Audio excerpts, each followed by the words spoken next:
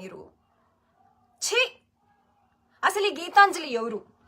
ఎందుకు ఆ రోజు సభలో కెమెరా ముందుకు వచ్చి వీడియో చేయాల్సి వచ్చింది? ఆవిడ మరణం ఎలా జరిగింది? మరణం తర్వాత ఏం జరిగింది? ఎందుకు ఇంత వైఎస్ఆర్ సోషల్ మీడియా ఇంత ఓవర్ యాక్షన్ చేస్తుంది? నిజాలు మాట్లాడుకుందాం. నాకు కొన్ని ప్రశ్నలు ఉన్నాయి, స్ట్రైట్ గా అడుగుతున్నాం. దమ్ము ధైర్యం కలిగిన వాళ్ళు సమాధానం చెప్పి తీరాలి. నాకు కాదు, ప్రజలకి. అధికారంలో మీరే ఉన్నారు కదా, బయట పెట్టండి దమ్ముంటే. గీతాంజలి అనే అమ్మాయి సాదాసీదా అమ్మాయి. ఆ అమ్మాయి కొంచెం మాట తీరు బాగుంటుందని ఈ యదవ సజ్జల భార్గవరెడ్డి కంట్లో పడింది.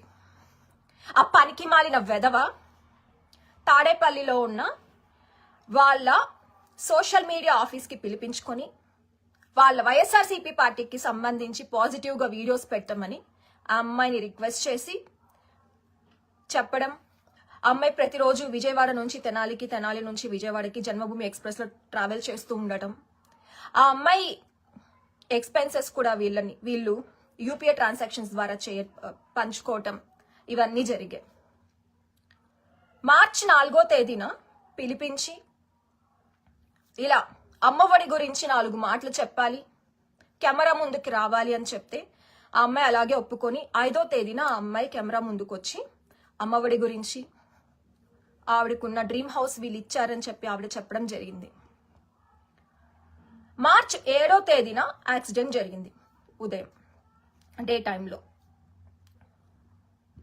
మార్చ్ 7వ తేదీన యాక్సిడెంట్ జరిగితే సూసైడ్ గా క్రియేట్ చేశారు. ఎందుకు? అది సూసైడ్ అయితే రైల్వే స్టేషన్ పోలీస్ వాళ్ళు దాన్ని ఎందుకు యాక్సిడెంట్ గా నమోదు చేశారు? ఆ అమ్మాయిది సూసైడ్ అయితే ఆ అమ్మాయి బ్రతికుండగా హాస్పిటల్లో అడ్మిట్ అయినప్పుడు ఎందుకు ఆ అమ్మాయి స్టేట్మెంట్ రికార్డ్ చేయలేదు?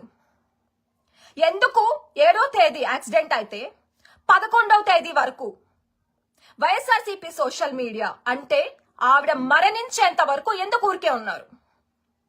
ఎందుకు YSRCP social media, YSRCP party ఆవిడకి యాక్సిడెంట్ జరిగిన వెంటనే గవర్నమెంట్ హాస్పిటల్లో అనాథలాగా వదిలేకుండా ప్రైవేట్ హాస్పిటల్కి తీసుకెళ్లి మంచి మెరుగైన ట్రీట్మెంట్ ఎందుకు అందించలేదు?